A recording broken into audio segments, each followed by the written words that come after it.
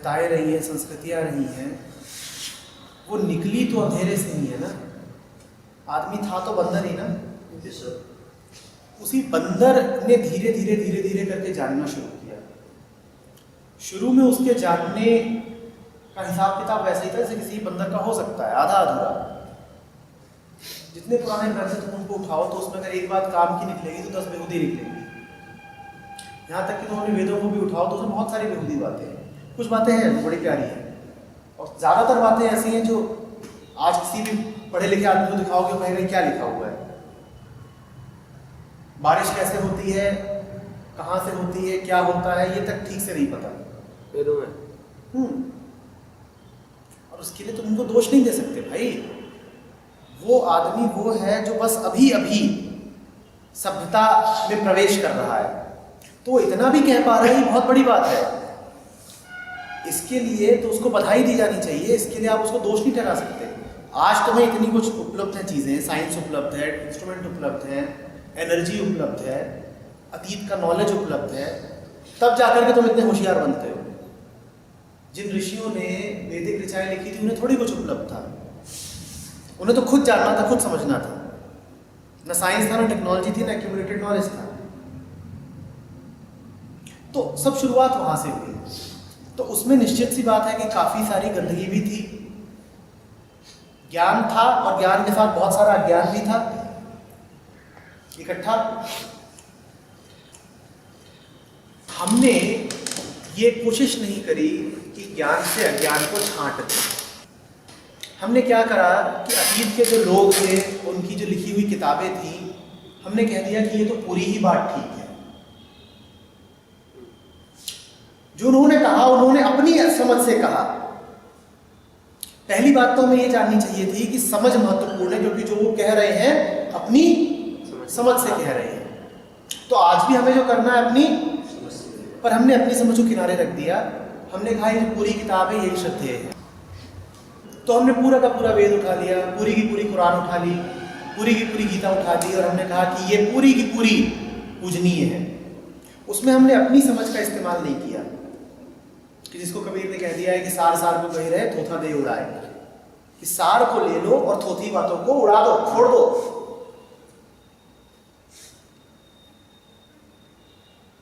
तो वो सारा कुछ जो अंधेरा भी इकट्ठा था, उस अंधेरे को भी हम पाले हुए हैं।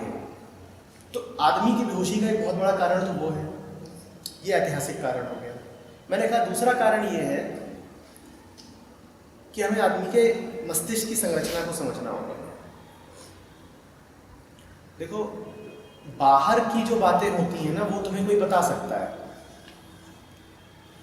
न्यूटन ने ग्रेविटी को जाना और उसने तुम्हें बता दिया। अब तुम्हें बार बार जानने की जरूरत नहीं है, ठीक है ना। एक चीज जो न्यूटन ने जानी उसने तुम्हें बता दी, तुम बस प्रयोग करके देख लो कि बात ठीक कही है, हाँ ठीक है, हो गया। एक आदमी का जाना हुआ सत्य सार्वजनिक सत्य बन गया। अब कोई दिक्कत नहीं है, कोई समस्या नहीं। एक साइंटिस्ट कहीं बैठ के कोई रिसर्च करता है और उस रिसर्च को छाप देता है, वो बात सबको पता चल जाती है, सबको पता चल गई। अब आपको अलग से रिसर्च की जरूरत नहीं है। लेकिन आदमी के मन में ऐसा नहीं होता कि एक ने जाना और सब फायदा उठा ले। आंतरिक सत्य सबको खुद ही जानने पड़ते हैं और बार बार जानने पड़ते हैं। वो बाप बेटे को नहीं दे सकता, भाई भाई को नहीं दे सकता, दोस्त दोस्त को नहीं दे सकता। अगर मैंने कुछ समझा है तो वो मैं तुमको दे नहीं पाऊंगा। मैं सिर्फ कोशिश कर सकता हूं कि तुम खुद जानो। मैं अगर यहां बैठ के तुमको साइंस पढ़ा रहा होता तो मेरे लिए बड़ा आसान था। उसमें जो कुछ लिखा है तुमको दिया जा सकता है कि रट लो, जान लो, तुम भी हो गया, खत्म बात। पर अभी मैं जो तुम्हें देना चाह रहा हूं वो बड़ा मुश्किल है दे पाना, क्योंकि वो तुम्हें खुद ही जानना पड़ेगा और तुम्हारी अपनी समझ की जागृति से आएगा। बात आ रही है समझ में?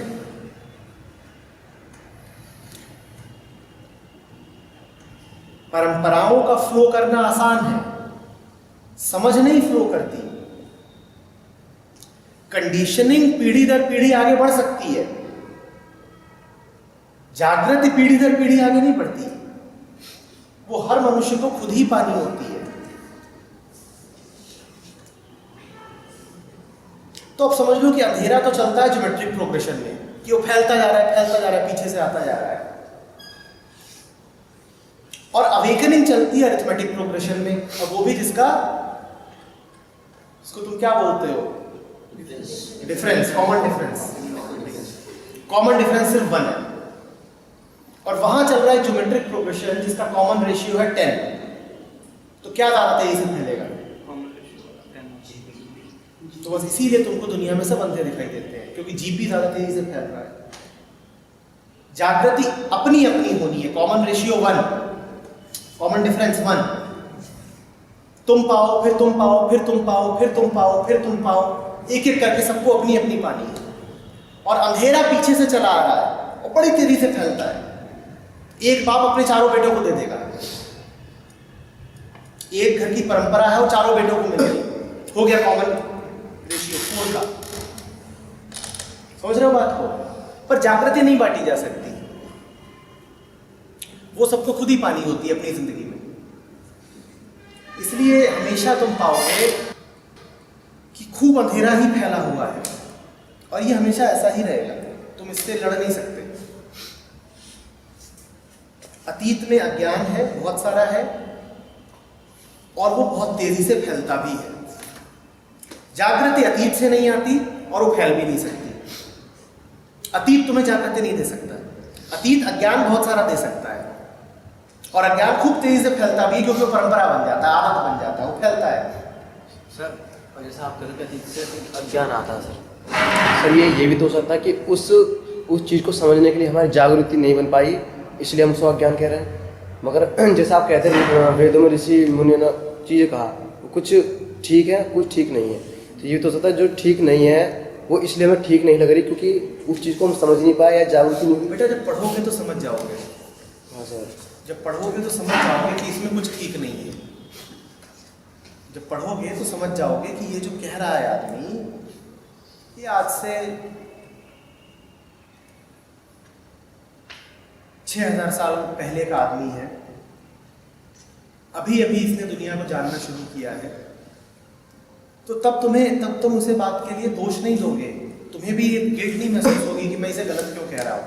तुम कहोगे इसने इतना ही कह दिया तो बहुत कह दिया, इससे ज़्यादा कुछ कह भी नहीं सकता था, इससे ज़्यादा ही कुछ कह भी नहीं सकता था। हिंदुओं में बड़े समय तक ये विश्वास था कि दुनिया एक कछुए की पीठ पर टिकी हुई है, दुनिया एक कछुए की पीठ पर टिकी हुई है। गाय किसी तुम इस बात के लिए उनको दोष नहीं दे सकते, उन्होंने इतना भी कह दिया तो बहुत कह दिया। पर ये तो दिख ही रहा है ना कि ये इस बात को भी नहीं जानते थे कि पृथ्वी सूर्य का चक्कर लगाती है, वो इस बात को भी नहीं जानते थे। और इस बात के लिए मैं फिर कह रहा हूं, उनको दोष नहीं देना है, उनका जमाना ही अलग है भाई। उनको मतलब किन बातों से, उनको मतलब इस बात से है कि हमारे खेतों में अन्न उगा दो प्रभु, और हमारी गायें खूब दूध दें प्रभु, बस नहीं है। दोनों बातें अलग अलग हो गई कि पृथ्वी सूर्य का चक्कर काटती है, तो ये तो साइंस की तरफ चला गया, वो शास्त्र की बातें। पर वेद जो है बेटा वो पूरे इंसाइक्लोपीडिया है, वो एक एक बात करते हैं। वेद पढ़े नहीं है ना, उसको खोलोगे पूरा इंसाइक्लोपीडिया है। उसमें आंतरिक जगत और बाहर के को अलग अलग नहीं देखा गया है, दोनों बातें करते हैं। दुनिया कैसी है वो आदमी की समझ लो पहली जानने की लालसा है वेद।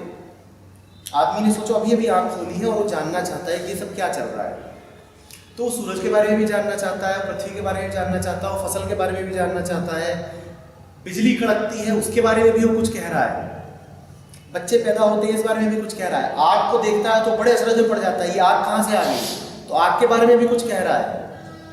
मृत्यु होती है तो समझना चाहता है कि मृत्यु क्या चीज़ है, तो मृत्यु के बारे में भी कुछ कह रहा है। वेद इंसाइक्लोपीडिया है पूरा, सब कुछ है उसमें। म्यूजिक के बारे में भी है कि अरे ये इतनी खूबसूरत आवाज़ कहाँ से आ गई, दवाई के बारे में भी है, अच्छा ये खा लेने से आदमी ठीक हो जाता है। तो समझो कि नए नए आदमी की पहली वो जागरूकता है।